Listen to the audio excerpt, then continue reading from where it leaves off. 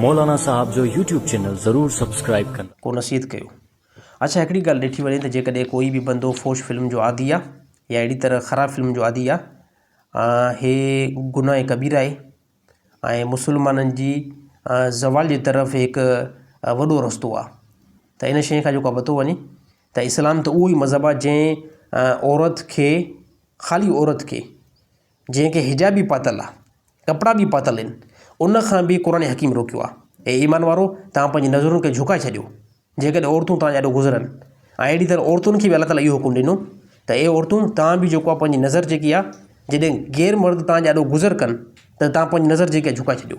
बाक़ी रहियो मसइलो, जेकॾहिं कोई बि मुस्लमान हिन टाइम इंटरनेट ते फौज फिल्म जा आदी आहिनि त सभ खां पहिरियां गुनाह कबीर आहे, इन ते तौबा इस्तग़फ़ार कनि। हे ईमान, इहो हिकु अहिड़ो अमल आहे जंहिंसां ईमान इंसान जो ज़ाया न बल्कि ईमान तबाह थी वेंदो आहे, ईमान जेको आहे ख़तमु थी वेंदो आहे। त हे मुसलमाननि जे शिकस्त लाइ गैर मुसलमान तमामु वॾा हथियार तयारु कया आहिनि, ऐं जंहिंखे असांजा नादान मुसलमान नथा सम्झी सघनि। ऐं बदनज़री जेतिरी थींदी, जेतिरी तव्हांजी नज़र ग़लति इस्तेमालु थींदी, उन में छा थींदो त इबादत जे अंदरि कंहिं क़िस्म जो कोई सुकून न ईंदो, नमाज़ जे अंदरि कंहिं क़िस्म जो कोई सुकून न ईंदो, तिलावत जे अंदरि कंहिं क़िस्म जो कोई बि सुकून न ईंदो। त तमामु मुसलमान इन फौज फिल्म खां ऐं ग़लति सीननि खां परहेज़ करण जी कोशिशि कनि।